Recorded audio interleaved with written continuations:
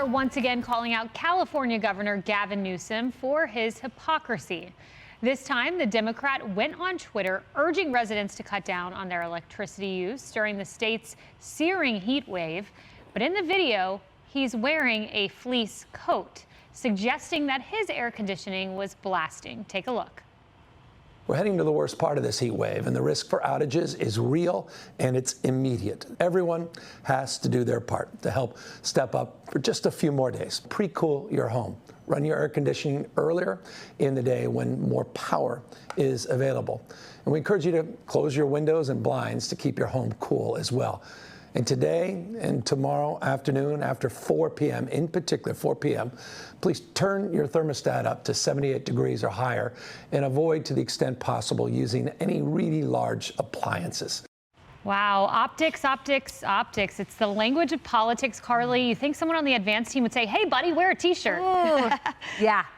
He likes that big bear on his fleece. Yes. I cannot get over this electric vehicle thing, too. So by 2035, by law, everybody in California who wants a new car will have to buy an electric vehicle, dictating which car people can buy. And then after that happens the next week, you know what he says? Everybody with an electric vehicle, please don't charge them because the power grid can't sustain it. So are you kidding me?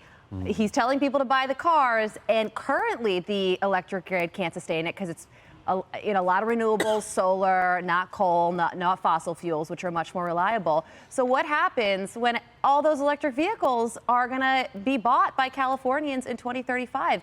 It is crazy. They will have a lot of problems. Emily, hypocrisy is a bedfellow of Gavin Newsom. When you consider what happened at French Laundry, at the football game, where he's snapping shots without his mask on. I mean, and holding his breath. And holding his breath. You think at some point he'd learn? Yeah, unfortunately, no. And having been subjected to his mayoral reign in San Francisco when I lived there, and him as governor, I've known for literally decades what a joke and often his behavior is as a jerk half the time, right? We've known that his policies don't work. We know that he just pays lip service to these things that he thinks he cares about, but since his plump jack days and everything, he's just another guy. And I think his trying to be this champion of everyone's needs, why doesn't he acknowledge the fact that Californians pay the highest in the continental U.S. for power, and them subsidizing and doing their green energy? That doesn't lower the rates, it distorts the market, it makes it worse. And now, as we've said before on this show, Californians have to rely on neighboring states, but their power supplies are being diluted as well because of their renewable shift. The transition has not been accounted for, and he's not acknowledging all of those vulnerable people under his watch, the elderly, the homeless, those that really need to make sure that they do stay cool. And he's not acknowledging the suffering that's happening. And for a state that also touts its Silicon Valley empire, how cold do you think server rooms have to be kept? 10 degrees colder than actual humans. It is such a farce, and I'm so sad at the destruction of my home state. It is. One Twitter user here has pointed out, Gavin, I am sweating inside my own house right now with 1/4 of the clothing on that you're wearing in this video. Where are you? And I guess his spokespeople said he was in California. I live in New Jersey with actual snowfall every winter, and there are days when I don't have on as much gear as he's wearing. I mean, come on, in the wintertime. Yeah.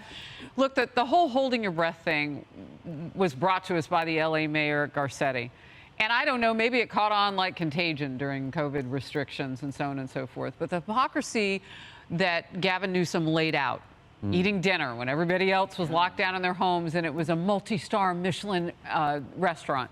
He's so used to hypocrisy that that's also underneath the vest that he's wearing. It's just what he puts on every day. Another layer. So leadership, I don't know if that's part of the garment or not. And by the way, Carly, what is up with the bear? Because the bear's covered in fur, too, and he's stuck in a place where there's no AC. Like a polar bear. It's not just the humans he doesn't care about. He doesn't care about anything in his state. Because you know what goes along with heat? Wildfires in California. So they're going to get hit. I don't get anything dripping from his lips that even sounds like humanity. His messaging is wrong. His optics are wrong. But he wants to be president. So what's that going to look like? He does. Well, we've got an idea of what it looks like, haven't we? I mean, he managed to absolutely wreck San Francisco, managed to wreck California, and now he'd like to see if he can roll it out nationwide. He is one of the most disastrous politicians in modern America. And, you know, if anyone wants to know what government overreach looks like, it is somebody who cannot run a state other than into the ground, telling you what temperature to have your home at.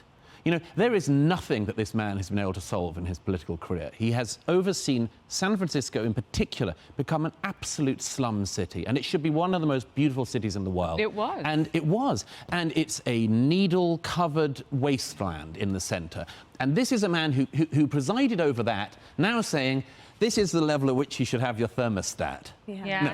Douglas, I want to highlight one other hypocrite, if I may, and that is John Kerry. The Free Beacon did a report on his travel during his tenure as climate czar, and they found that of 75 of his official travel announcements during March 21 to July 22, he flew roughly 180,000 miles, the equivalent of traveling around the world 7 times to discuss climate change. In the era of Zoom, couldn't you Zoom? Yeah, well, John Kerry has had more private jet flights than Gavin Newsom has had hot French dinners. That's a lot. That's a lot. That's a great line. It's a lot. And but whenever John Kerry, one of the great things about John Kerry is he comes back from these trips, and whenever he justifies it, he explains in this bloviating way about how incredibly important the latest meeting was. His self-image versus what he's actually been able to achieve is one of the largest gaps I've ever seen. Yeah, great. Yeah, it's true. I would just love to see him sail around the world just 7 times like Greta Thunberg and be thoroughly they could enjoying go together. to watch. Yeah, they could go together. I hope They could cut back on the energy they're using. Yeah. Right. Yeah, maybe. Yeah. I hope they FaceTime when they do it, like AOC, because I would love to see that. Hey everyone, I'm Emily Campagno. Catch me and my co-hosts Harris Faulkner and Kaylee McEnany on Outnumbered every weekday at 12 p.m. Eastern, or set your DVR. Also, don't forget to subscribe to the Fox News YouTube page for daily highlights.